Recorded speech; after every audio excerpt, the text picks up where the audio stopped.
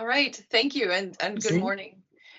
So this morning we have 4 people presenting. So we've got 2 PhD students from the University of Georgia, and then 2 of our colleagues from DPH. So they'll give you sort of snippets of things that they're doing in their respective labs and respective programs. So we're going to start off with Leah Lariscy, who's a PhD student in environmental health science. Then we'll go to Gabriella Veytsel, and then Christina Meza and Stephen Wood. So I'll start with Leah. So go ahead and share your screen.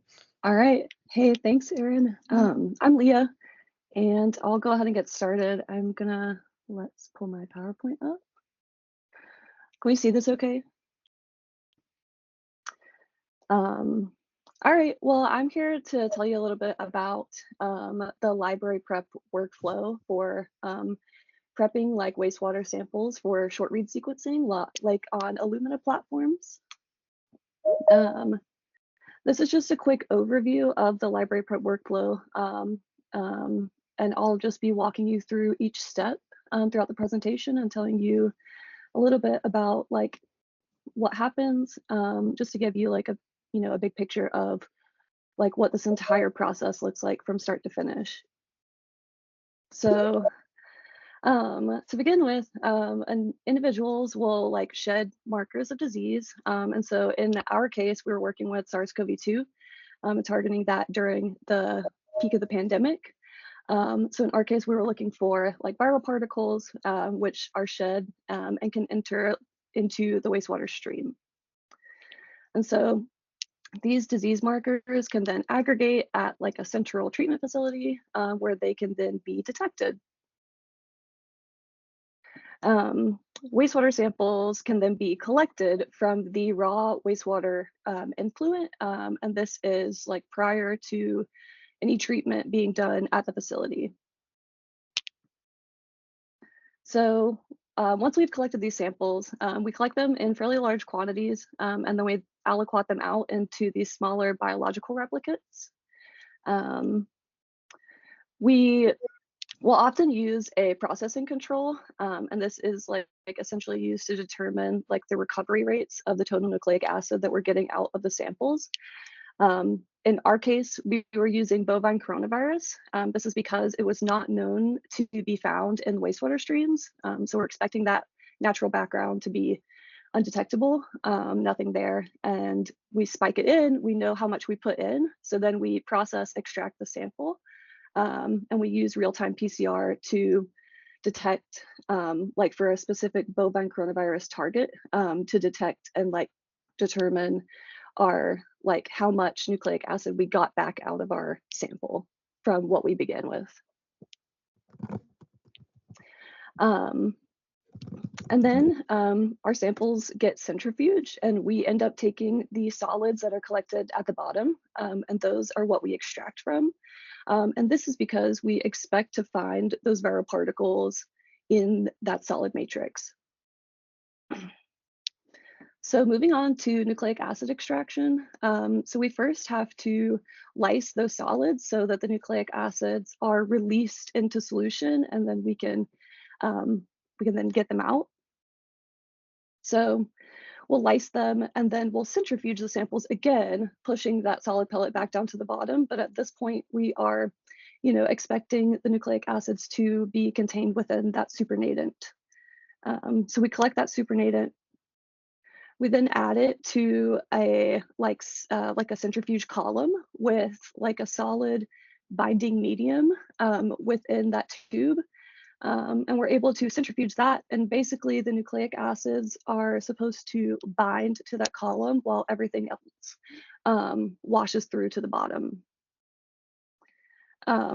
We can then do multiple wash steps where we are hopefully removing any impurities that are in the sample that could potentially inhibit PCR. And so those are being washed through and thrown away. And the hope is that our nucleic acid is staying intact within that binding matrix. So eventually at the end, we can add an elution buffer to help release the nucleic acid from that binding medium. And so we'll add that, centrifuge it, and then allow the buffer to pass through the medium And then we'll be able to collect the nucleic acids within that buffer at the bottom of the tube. And then basically at this point, we now have a sample that is purified and ready for PCR. Before we get into like doing PCR and prepping those extracts for sequencing, we want to first check that the concentrations of our targets are worth sequencing. And this is just so we don't end up spending a lot of money and time sequencing samples if nothing is actually there, and if we get like good quality data from it. To start with, if the target of interest is in the form of RNA, such as SARS-CoV-2 virus is an mRNA, we'll need to do a reverse transcriptase. We'll use a reverse transcriptase enzyme to first convert that RNA into DNA so that we can then do polymerase chain reactions on it. So basically in real-time PCR and also in conventional PCR, we use these target-specific primers to amplify like a specific gene region.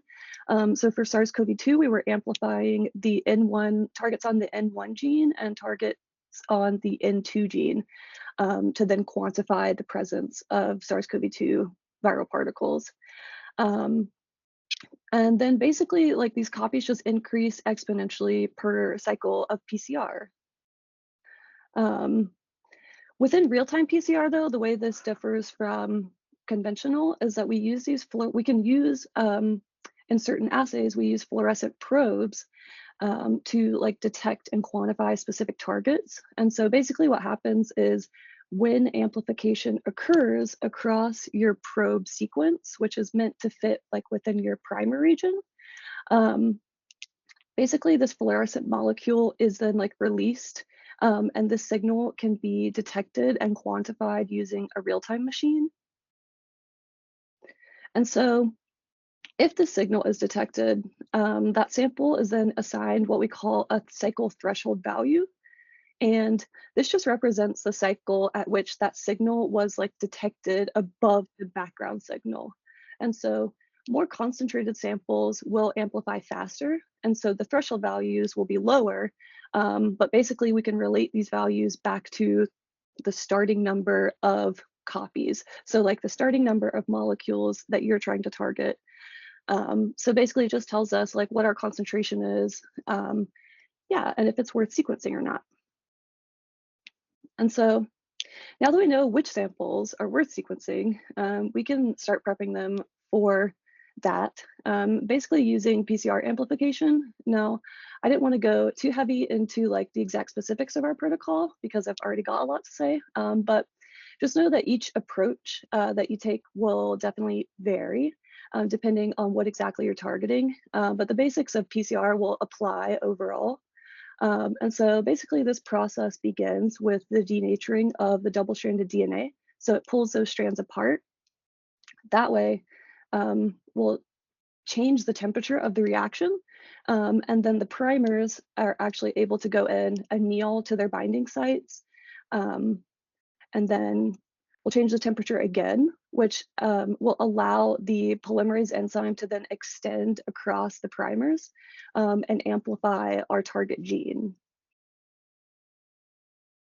So we can repeat these cycles a number of times. In my experience, you can repeat them between 10 and 30 times, potentially more or less, depending on what your needs are.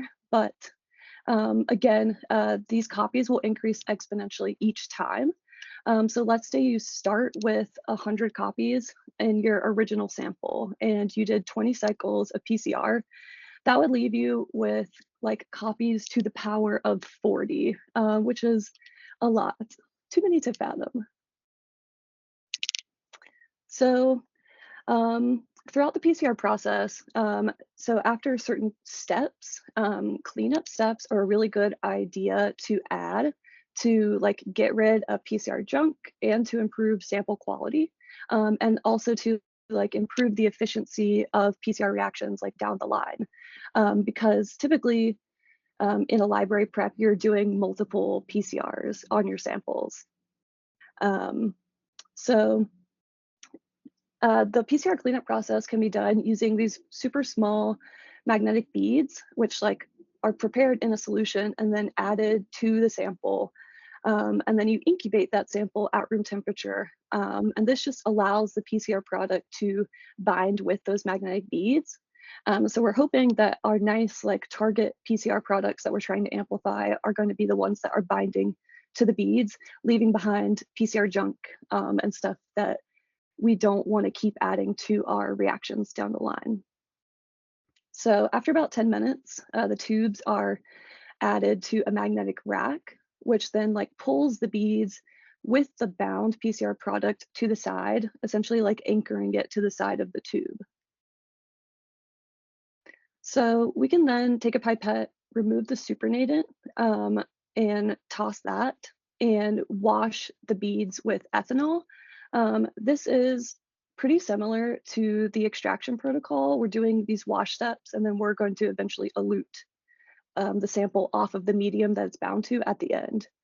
And so the goal with this is to like, again, remove any impurities from the sample. And then we'll again remove that ethanol, wash, throw it away. And at this point, the tubes are removed from the magnet. We add an elution buffer or maybe PCR grade water to elute the product back off the beads and back into solution. And then we will, at this point, discard the beads.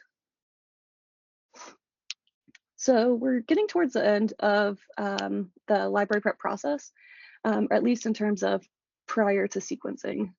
So basically, in order to prep your molecules to go onto like a flow cell on an Illumina run, and in order to run multiple samples at a time and be able to pull them apart, we use what is called multiplexing. And basically, we take these like PCR indexes, they're also called tags or barcodes. And they're essentially like added to the ends of each sample. They come in like the forms of primers that basically add short sequences to the end of each molecule. And so you'll add those to your samples, do more PCR. And basically like this can be done in like a combinatorial way where like we'll combine two unique primer combinations or like two unique primers are combined in each sample. The combinations are unique, but basically we can use just like a handful of primers to uniquely ID like hundreds of samples. And we call this, again, it's called multiplexing. Basically, after you do this and you've ran that PCR, you can then combine these samples into the same tube. And then they're able to be ran on the same sequencing run together and still be like pulled apart and uniquely identified. So after we've done the library prep, pooling, and any final cleanup steps, our samples are ready to be sent off for sequencing. They go off to Magic Sequence Land, where like, you know, they're added to a flow cell and some really cool, interesting chemistry happens to give us like huge data files at the end. And so once sequencing is complete and the data is available, the sequencing reads can then be like assigned back to the samples that they came from using these barcodes that we added after we did like our like PCR steps and before we did sequencing. Yeah, so it just allows each unique sample to be identified. And this is a process known as demultiplexing. So after we've demultiplexed, we figured out which reads came from which sample, and we've done quality trimming, so we know that we're getting good base calls going into the next step. We then need to align these sequences, compare them to a reference genome. And so like in our case with SARS-CoV-2, what we did was aligned our sequence reads to consensus sequences for each variant that we were interested in looking at. So Alpha, Delta, Omicron, and we were able to like essentially get estimates of the variant abundances within each wastewater sample and kind of see like how those variant abundances like shifted over time. And so at this point, sequencing data is like essentially ready for more like downstream analysis, which Gabby was going to talk to you more about in just a second. But lastly, I did want to just like quickly touch on the differences between like sequencing wastewater samples versus like sequencing clinical samples. So typically in a clinical sample, you're getting a single strain unless like it happens to be a co-infection. The samples also tend to be a lot higher in concentration because they're coming from like one individual, and it also tends to be like less inhibitory products. Like, but within wastewater, it's very different. You're having multiple strains. All of the molecules that end up in your sample could come from like completely different sources. These concentrations also tend to be a lot lower, so they're kind of harder to get like quality sequencing reads from. And this is just because the wastewater flow like heavily like reduces like our concentration. And then PCR inhibitors are just like naturally found in the environment, so they're very likely to be present in environmental samples. So yeah, it just takes more work to get good quality sequencing reads from wastewater, in my experience, than sequencing reads from like clinical samples. And in our case, what we did was like we sequenced SARS-CoV-2 clinical samples in tandem with sequencing SARS-CoV-2 out of wastewater. Yeah, that's all I have, so I'll stop sharing. So my name is Gabriella Veytsel. I'm in Justin Ball's lab at UGA, and today I'm going to talk about wastewater-based molecular epi, basically how, like, the next steps after we get samples from the Glenn lab. Okay. Yeah, so the Glenn and Lip lab gives us the samples, and then we have 4 aims of our own that are more quantitative. So we explore, or aim 1 is to explore how variants change over time. So I refer to this aim as analysis 1, where we combine UGA clinical and wastewater sequences together. Aim 2 is to validate the ability of wastewater surveillance to identify variants, reconstruct epidemic dynamics, and inform public health response. So that's analysis 4, where we perform ancestral reconstruction, and we look to see how many branches are alpha, delta, omicron. We look at the frequency of variants and how they've changed over time on the branches. We highlight important dates, and we compare it to variant frequency and abundance. Aim 3, we compare divergence. Oh, you can probably see this, can't you? I'll minimize this. Okay. We compare divergence times from a phylogeny of wastewater genomes versus a phylogeny of clinical sequences. So that's analysis 2, where we overlay a wastewater phylogeny with a clinical phylogeny, and we should be able to match up the nodes by age. Our last aim is to integrate wastewater and clinical surveillance into the Georgia-wide spatial transmission network. This relies on analysis 0, and that's from a former project that we're wrapping up currently. That was to identify clusters based on public health districts in Georgia, and there we used GISAID clinical sequences that were subset to Delta. So for wastewater analysis 3, we want to use UGA clinical and wastewater sequences subset to Delta as well, and integrate these with GISAID clinical sequences associated with statewide clusters that we identified previously, and explore genetic diversity, like where do UGA clinical and wastewater sequences fall. For instance, are clinical sequences falling into one cluster? Are wastewater sequences linked to many clusters? So the data looks like 41 wastewater samples that correspond to 80 sequences.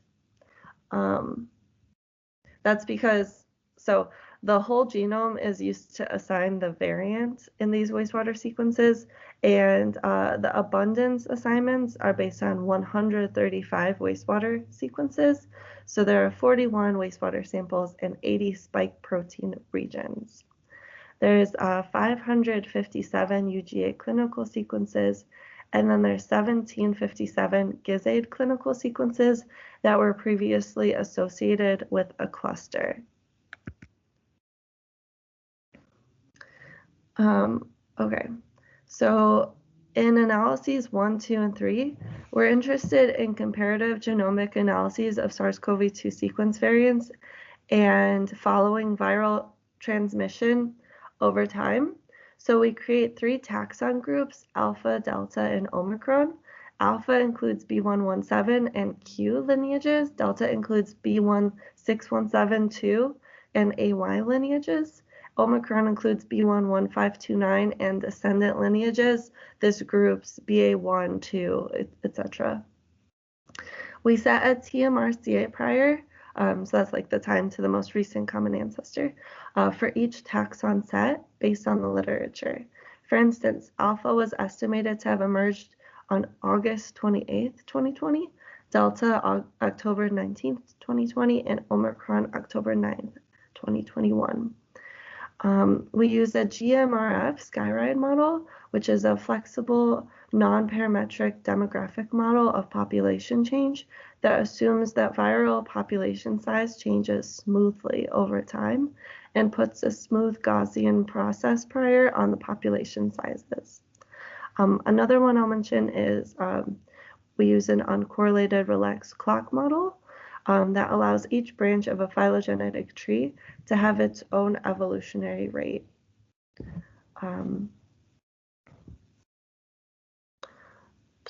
Okay, and then so I have a few or 2 slides left. I'll just say where we are at right now. We're wrapping up analysis 0. So we've characterized introductions of the Delta variant into Georgia. Identified and tracked local transmission clusters over time, reconstructed SARS-CoV-2 Delta epidemic dynamics in Georgia, and estimated parameters of interest, including evolutionary rate, divergence times, population sizes, and tree topologies. We have also investigated spatial diffusion between public health districts and key sources and sinks. So my last slide, I'll just say most of these analyses are ongoing, and I have the most detail about analysis 0, but I wanted to share some like quick and dirty results for analysis 2.